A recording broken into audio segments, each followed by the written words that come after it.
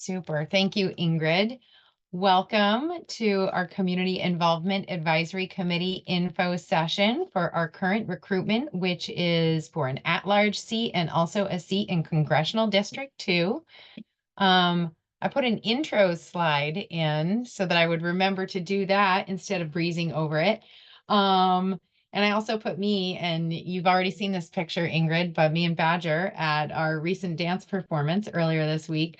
So I am Sadie Carney. I use she, her, or she, they pronouns. I'm our communications and engagement manager at DLCD.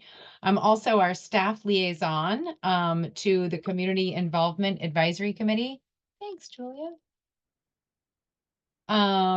I live here in Salem, Oregon. I've been working at DLCD for over a decade, which is wild. And I'm at DLCD as a CIAC alumni.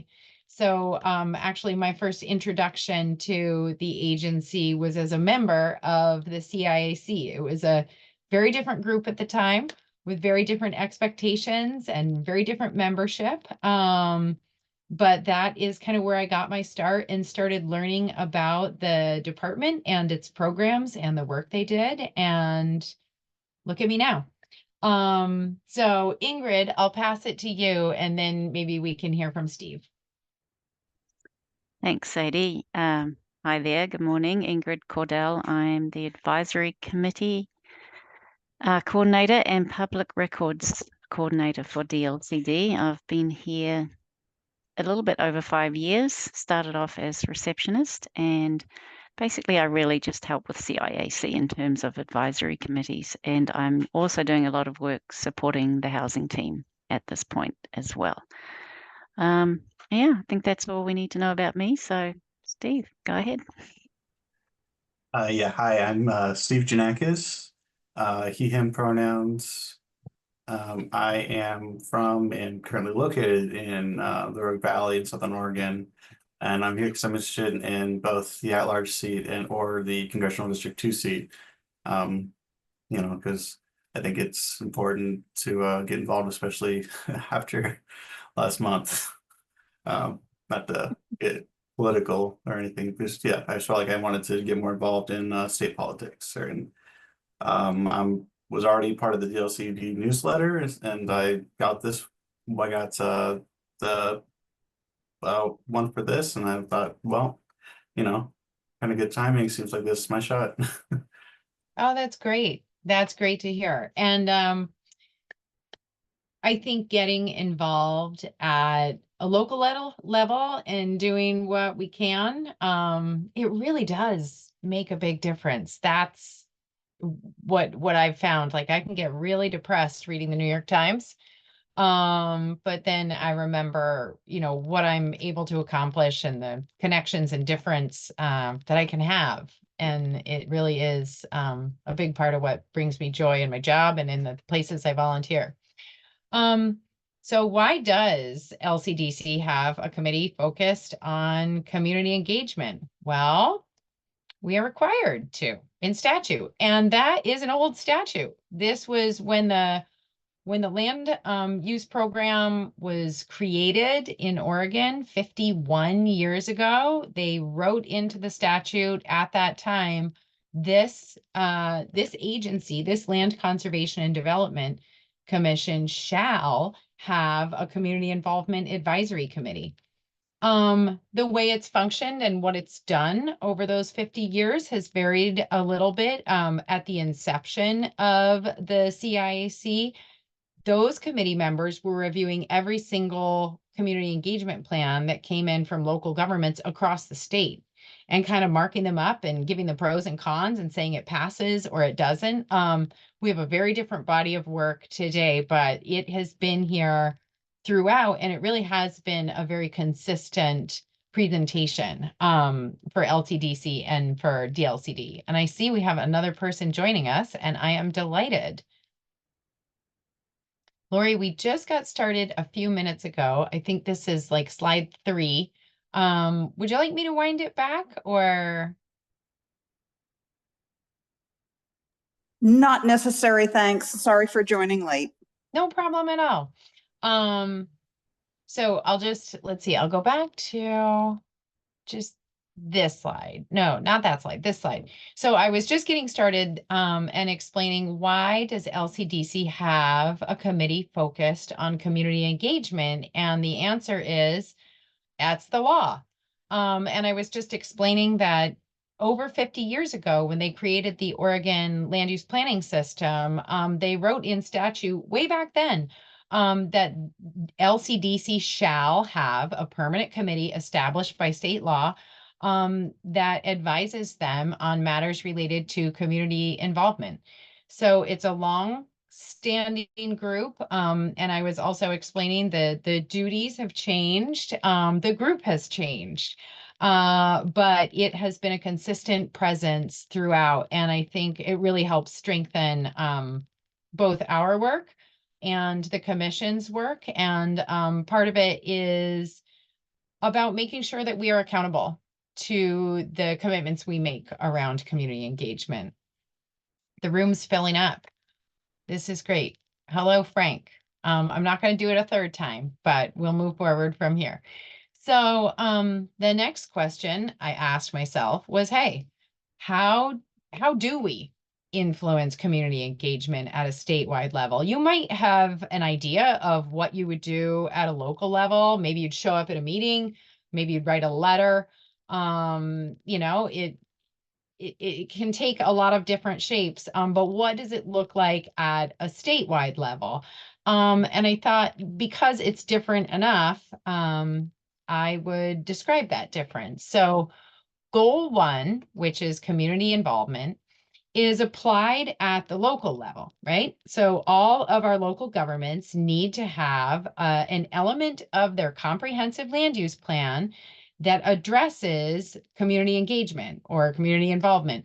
And you'll see here at the top of the slide, I have citizen involvement equals community engagement. And that is because if you go to the statute and look it up, the statute is written to address citizen involvement.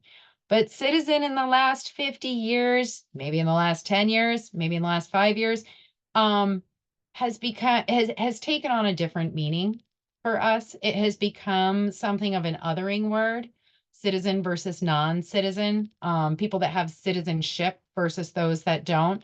And that's not the intent at all of the statute of this committee, or of our intention in carrying forward for the work of this committee and our department and LCDC. And so we've made kind of a business name change to say community involvement or community engagement. And that's really consistent with the way that local governments apply goal 1. So goal 1 is applied at the local level. And every local government, so that's all of our cities and counties, so 241 cities and 36 counties, in their comprehensive land use plans, every single one of them has a public involvement document or a goal 1 plan that satisfies this requirement. But we're also beholden to our own laws. So while goal 1 is applied at the local level, it's also applied statewide. But we are using a different lens because DLCD doesn't have a city or a county to govern. So the land use goals apply a little bit differently when we're using them in terms of how we apply them. So for us, when we're talking about community engagement, really the biggest question we're asking is which voices should be at the table? And then other questions that the CIAC might be thinking or helping staff think about is how many meetings do we need? Do we need focus groups? What different language groups might be involved? And this is not answers that we hope the CIAC comes up with. We have an incredibly talented staff that will come and present to us with a lot of these considerations already made. But then looking at that data, what this group really brings is the benefit of helping us just think from a variety of standpoints, from a variety of geographies, about what we might be missing as we're looking forward to develop policy. So what voices should be at the table, what haven't we considered, what might you suggest we try, what should we look into? And we have a document that we're currently in the process of revising, that's adopted by the commission, but authored by the CIAC, called our Community Engagement Guidelines. And those are basically our goal one plan. It's our commitment to the CIAC and to the public, how we are going to meet the community engagement standards that are set forth in goal one and that are in keeping with our goals and sort of equitable engagement desires at the agency. And so I think it's at our March meeting with commission, we'll be presenting our revised community engagement guidelines for the commission's approval or the commission's recommendations on how we might revise it, saying, okay, we've updated this document and this is our promise. This is our promise to you. This is our promise to Oregonians of how we intend to engage people in the work that we do moving forward. And then this is Ingrid's team. Look, there's Ingrid right there in the background on this photo. This is kind of where the rubber meets the road. It might not be a very action-packed photo for you, but this is our housing team presenting to our commissioners. And the housing team brought the CIAC a huge community engagement plan to review because the work that they were stewarding, and we just passed these rules last week, is the biggest housing reform that we've seen in the state of Oregon in over 50 years. And a sort of work of that magnitude requires a lot of care, requires a lot of public input and community engagement. In their case, they had focus groups, they had Spanish language focus groups, they had a rulemaking advisory committee and multiple technical advisory committee meetings. We had a member of our CIAC who had membership on one of the technical advisory committees. And I think one thing that we look to the CIAC to help us evaluate is like, geez, who has time? Who has time to go to 9 6-hour rack meetings? And given the fact that we know not everyone has time to do something like that, and we can think about some of the groups that might be specifically challenged to find that kind of availability in their schedule, how do we find other ways to get in touch with those people and get their voices as part of the conversation? So I just had to put this picture of Mari and the housing team in here. So then this kind of a sloppy slide, I just threw it together before this meeting, but I thought, what is kind of the big picture? How can I help visualize this process? And I can't pretend that this is the best visualization, but here we go. So from left to right, and Ingrid, if I'm missing anything, call me out. Folks that are joining us, if you have any questions about this, because it's my first try at this slide, please let me know. So from left to right, first we have a policy development need. So this could be something the agency says, oh my gosh, you know what we have really needed to address for the last 10 years or 5 years or 2 years or however long is working with Oregon's federally recognized tribes to define cultural areas so that we can prevent land use development from taking place in culturally significant areas for tribes. We have no mechanism and no tool for doing that. So there's a policy development need, or it's the legislature saying, DLCD, thou shalt. And they sort of hand us a set of marching orders in the form of legislation that passes during the legislative session. There's a couple other ways that we could come across a policy development need, but those are the two big ones. So we either have like a staff developed or a department initiative, or we have a legislative handoff, thou shalt. And then internally, we have our different staff subject matter experts in different areas. that we're handing off this policy development or assigning this policy development work. And they have a few requirements. First, maybe not first and foremost, but very high on the list is presenting kind of the idea and the initiative to the Community Involvement Advisory Committee for their feedback, so kind of this high level look. And also LOAC, I didn't spell it out. Pardon the acronym soup. It's pretty bad here in state government, but LOAC stands for Local Officials Advisory Committee. That's another statutorily required advisory committee. How are they different than the CIAC? Well, local officials are here to tell us, what would this mean for me? What would this mean if DLCD develops this policy? How does it change my work? How does it change my city? What are the challenges? What are the benefits?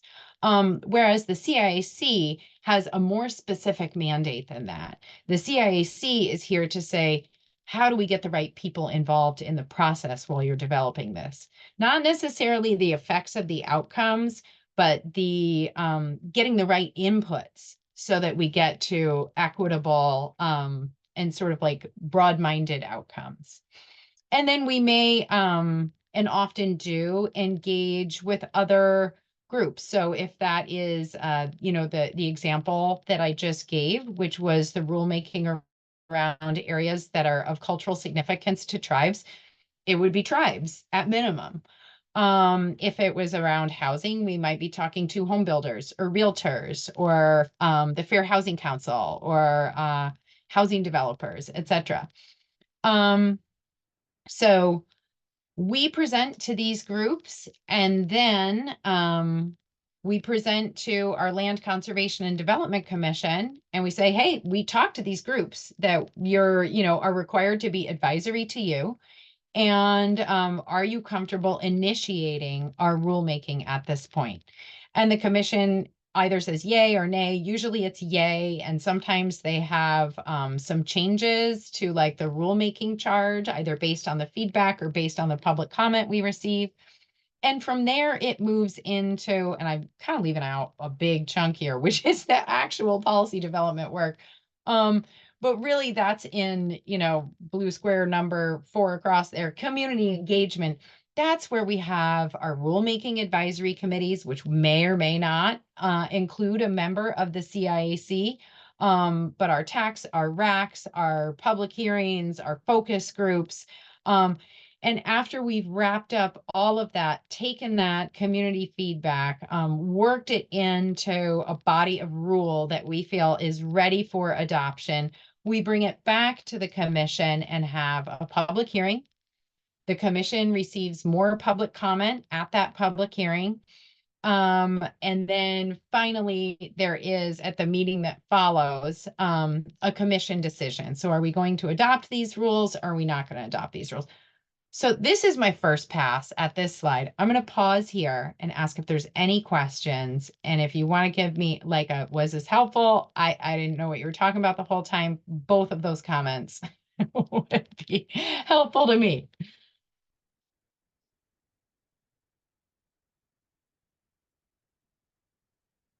Okay. I'm going to take your silence as my signal that we're ready to move on. So my next slide says, so we advise on matters of community involvement at a statewide level. But what does that mean? What do we actually do in this committee? Aside from show up at meetings, but you show up at meetings and you do the following things. And I don't think this is a comprehensive list, because as with many things at DLCD, we're changing all of the time. We are growing incredibly right now. When I joined the agency about a decade ago, I think we maybe had 60 something employees, maybe 62. And we're just about to reach 100. And we're going to be about 120 by the end of the year. And all of that growth has happened in what would you say, Ingrid? Like the last 2 years, 3 years? Yeah, I was going to say 3. Yeah. Yeah. So it's growing fast and we're changing fast. And our hope is that you're changing with us and that we are facilitating that. But for the moment, at a high level, what do we do? Now I have some speaking notes over here because I had more words than anybody would ever want to read on this slide at one point. And so to keep myself, a little bit sort of sympathetic to my viewers, I have these. So we review and comment on DLCD's biennial policy agenda.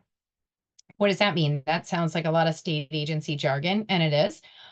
So our biennial policy agenda is those handed down marching orders from the legislature. So every 2 years, there's a long legislative session. One of them is coming up this year. And after the long legislative session, we look at how everything kind of shook out, what legislative assignments we have, and then we create something called the DLCD policy agenda. And that is intended to be kind of a roadmap for our work over the coming 2 years, the next biennium. And our hope is that we fulfill everything on it, that we get all of the things that we said we wanted to get done. We sometimes do that. Sometimes we fall a little bit short of that, but it's intended to be a roadmap. And so we will come to the CIAC with questions about what is included and what kind of language we need to have associated with these different areas of policy development early on, what kind of priority we need to give them. We'll also do, and this is part of my portfolio, is engagement calls with our legislative team and a lot of different community-based organizations. We will take it to the Oregon Association of Counties. We'll take it to the League of Cities. So we get a lot of feedback on this policy agenda, and some things are non-negotiable. If the legislature told us we have to do it, we have to do it.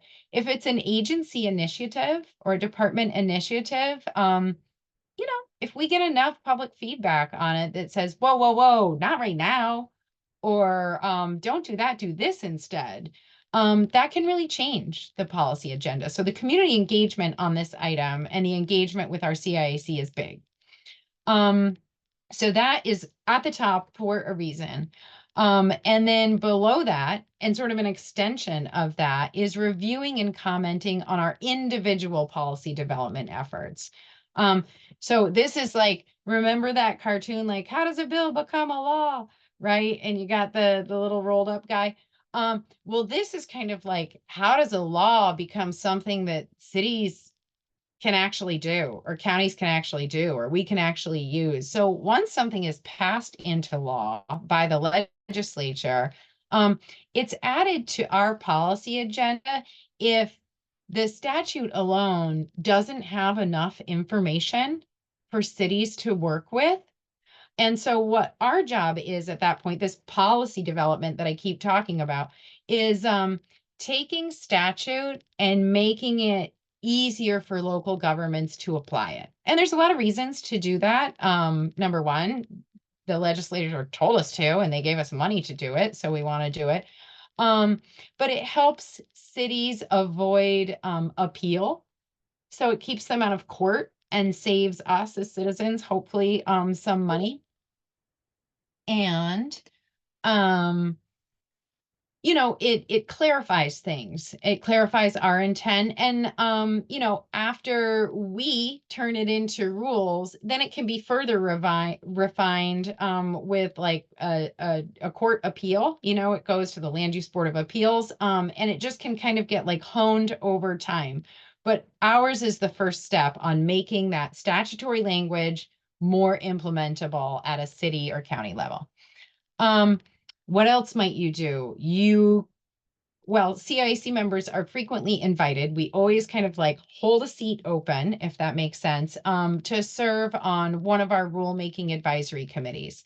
So when I say rulemaking advisory committee, I'm saying this rulemaking is the policy development. Those two are kind of the same thing. And I'm sorry if this is getting really confusing. Just totally bust in and be like, I have no idea, Sadie, back it up, slow it down. What are you talking about?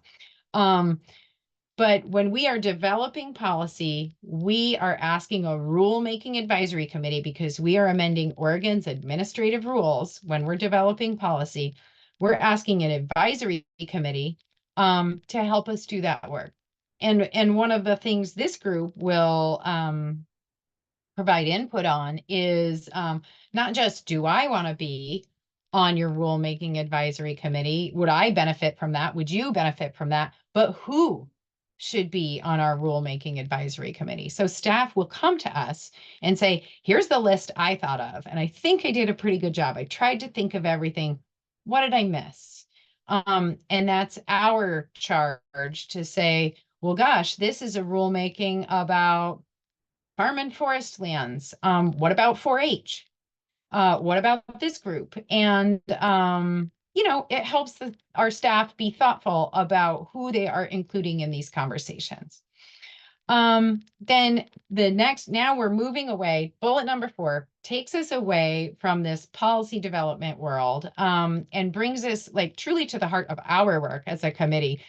We recognize on an annual basis outstanding local efforts and work in the area of community engagement. And that's community engagement specific to land use projects.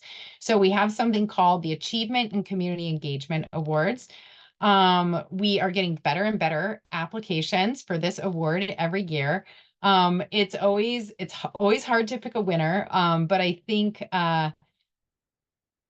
it's a part of our work that I think our commission really appreciates. Local governments really appreciate. It can be pretty fun to go present these awards, and you might be invited to do that. So if that's your jam, cool, let me know. Next, we develop a biennial work plan. This is in coordination with our Land Conservation and Development Commission, just kind of laying out what we plan to work on for the next 2 years.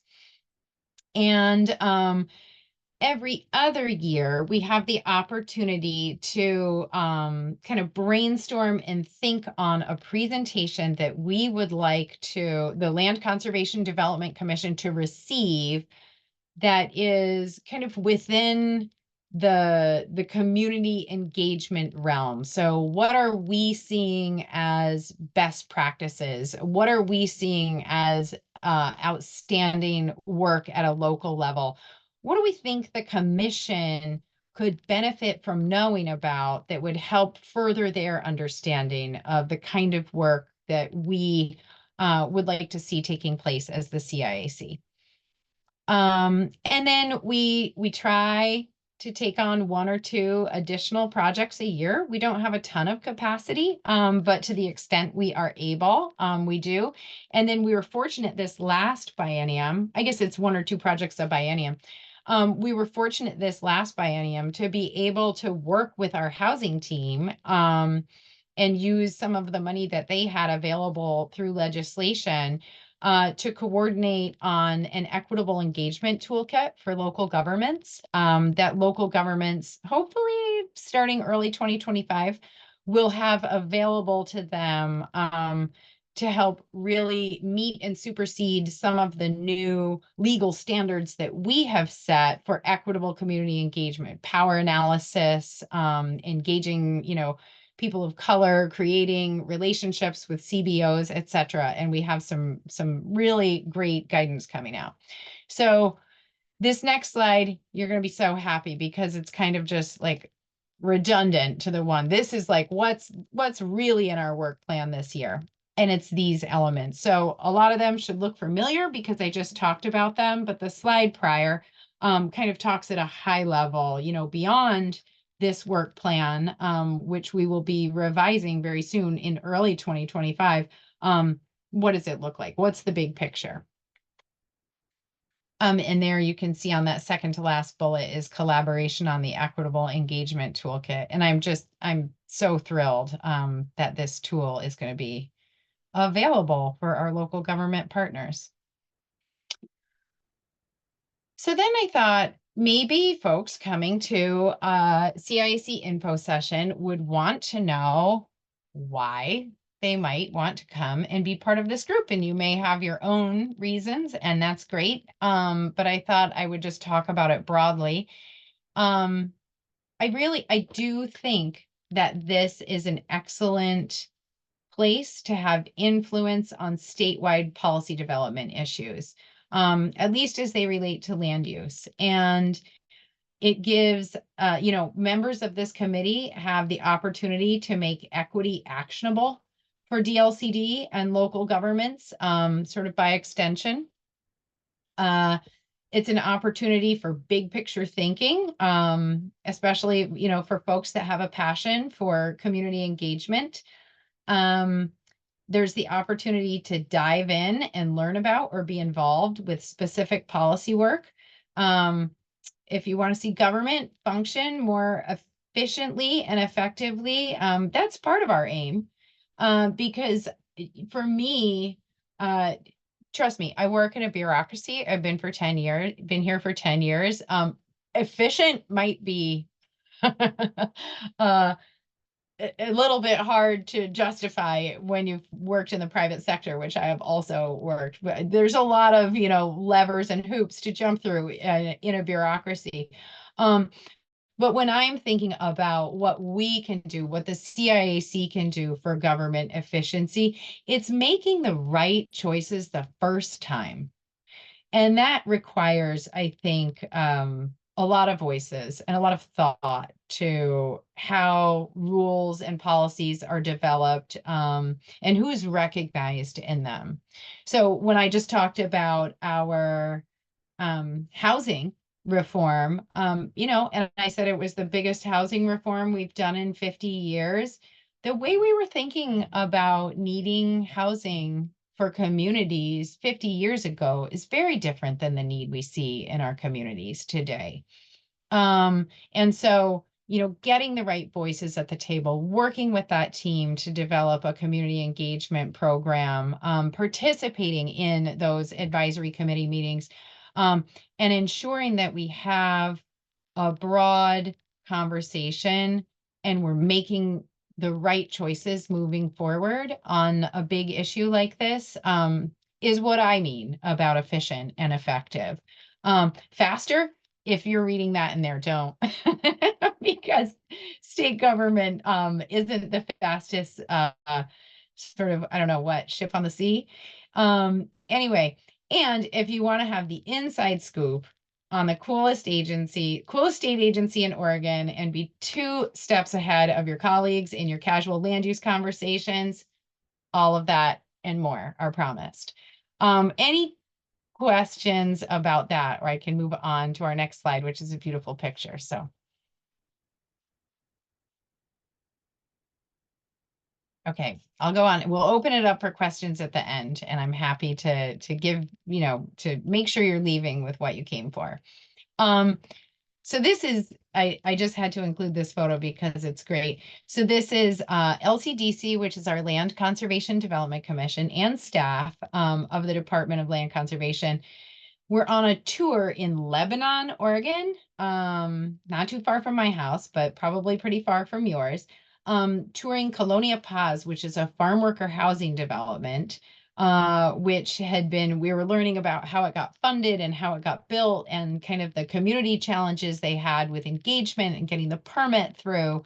And here we are with our commission and staff. So our commission likes to travel around the state for their meetings and have traveling meetings. Part of the reason is they like to engage with local government leaders, other local leaders, and to see what land use planning is looking like on the ground. So I just have to say, our commission is so inspired by getting out and actually engaging with the community. And I just wanted to share this slide because I think it reflects their enthusiasm for engaging in communities and their commitment to, traveling if necessary to do so. Just their enthusiasm. They are very, very supportive of the work and time investments of our community involvement advisory committee members. And they really listen. to what this group has to say. And I appreciate that very much about our commission. So it's in the eyes of these individuals here pictured, this is a pretty high profile group. So what are our next steps? From here, we will be considering applications that are submitted in January 2025 at our next meeting of the Community Involvement Advisory Committee. I have this like bullet as like a safety net in here, conduct interviews if needed. Used to be very standard practice for CIAC applications. We've tried to minimize that both from a staff capacity and from sort of an applicant logistics. But if we need to, we will interview applicants. And then the Community Involvement Advisory Committee will develop recommendations for appointment. These seats to the CIAC are appointed by our Land Conservation and Development Commission. And that should happen at our meeting in March of 2025. And then what did I miss? What else would you all like to know? And I will do my best to answer any questions.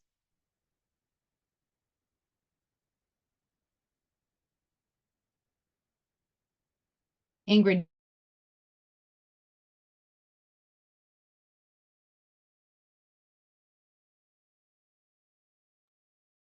So Sadie seems to be frozen. Is it me or is it other people?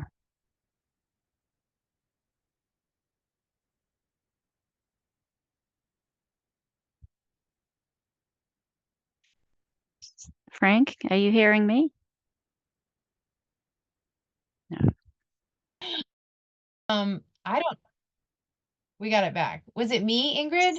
Sorry, no, it must have been me. I'm surprised we got past noon with the internet. With a Often noon glitch. noon glitch, yeah. But what Yeah. I was going to say, sorry, Sadie, was did you spend any time just talking about the composition of the committee, you know, the number of people and how long people are asked to, No, you know, great question. the tenure and everything?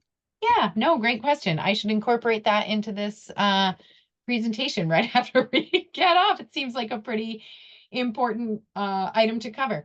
So the terms of a CIAC member are 4 years.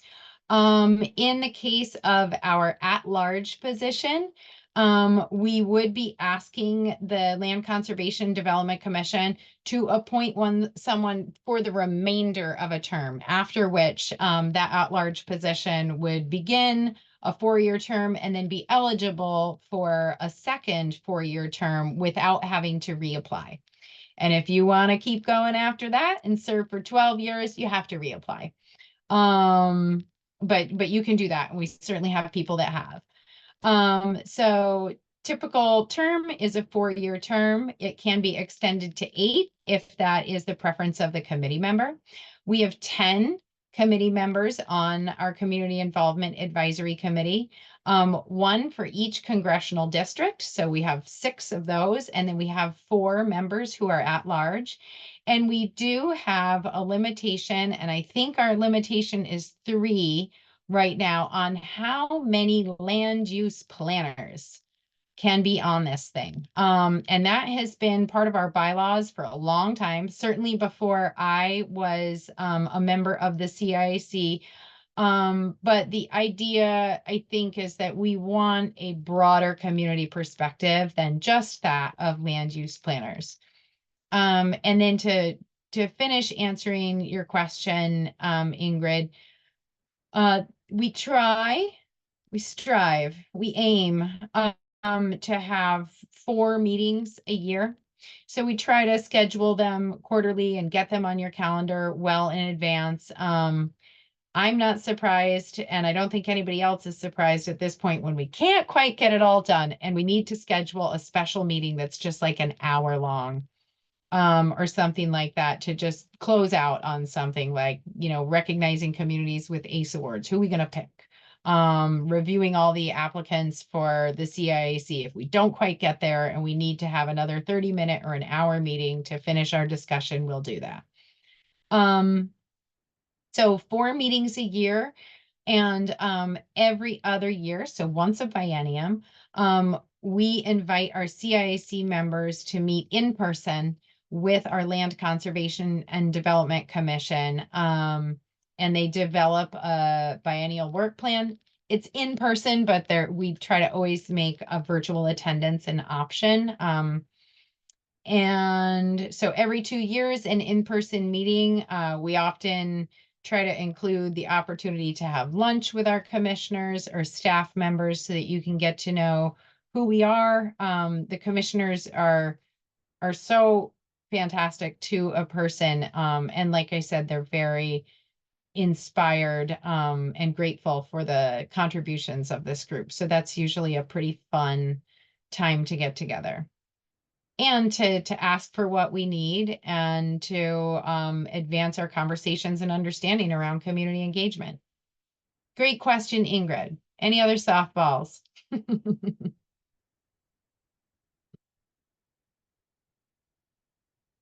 Well, maybe just to mention they are public meetings too, so anyone can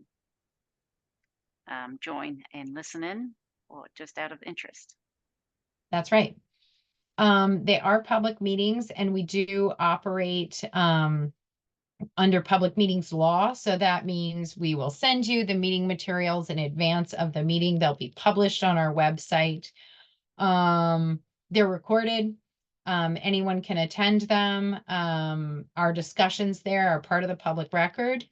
And, likewise, our communications with, like the Land Conservation and Development Commission, if we create, a letter or recommendations to them around our policy agenda or a certain rulemaking effort, all of that becomes the public record. And I do my best to reduce the risk of what might be called serial communication, which would be a violation of public meetings law. So lots of times if Ingrid and I need to send an email to the CIAC, it gets to you all, but you're all blind carbon copied. So you can't start emailing each other back and forth and having a conversation that might lead us towards deliberation on a decision that would be out of the public conversation, because we really want all of that deliberation towards decision making to happen in a place where the public can be part of it and party to it. Good questions, Ingrid. Wow. Any other questions from folks? I'm happy to give you some time back in your Friday. Friday, getting close to Christmas, not quite the Friday before Christmas. I really appreciate you all finding time at this busy time of year to come join us for this, but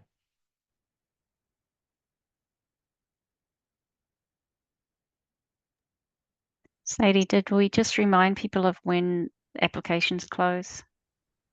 no, we didn't. Gosh, you and your great questions. Thank you. I'm just I on fire truly today. am. You are on fire. I really am gonna update my PowerPoint as soon as we close this down. So our application deadline is January 3rd. What do we say, Ingrid? Did we say 9 a.m. or noon or something? Let me just quickly look here. Actually, January 6th. Okay, that makes a lot more sense. After I Yeah. said the 3rd, I was like, why would I have done that? And yeah, I'd have to go to the application. I think it might be 9 a.m. Yeah. Yeah. The application process isn't too lengthy, I hope. Feel free to reach out to Ingrid or I if you have questions about it. So yeah, that's kind of the Monday following our holiday weeks. And then we will be sharing our applications with our CIAC members and asking them to develop recommendations for commission.